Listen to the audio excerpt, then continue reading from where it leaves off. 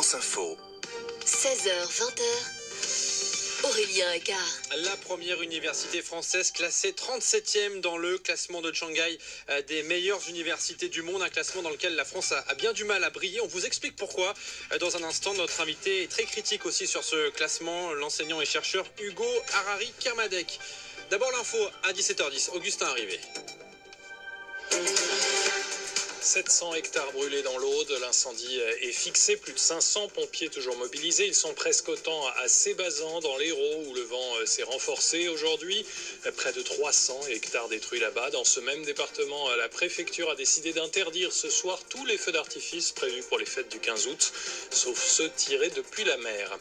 La feria de Béziers continuera ce soir malgré le drame d'hier. Une bagarre en pleine nuit à la fermeture des bars. 2 hommes sont très gravement blessés, touchés par des coups de couteau. D'après France Bleu Hérault, les enquêteurs s'appuient sur la vidéosurveillance pour tenter de retrouver l'agresseur.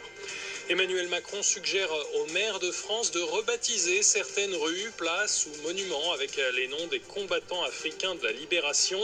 Discours tenu aujourd'hui dans le Var. C'était les commémorations du 75e anniversaire du débarquement de Provence. Il a rappelé leur contribution pendant la Seconde Guerre mondiale.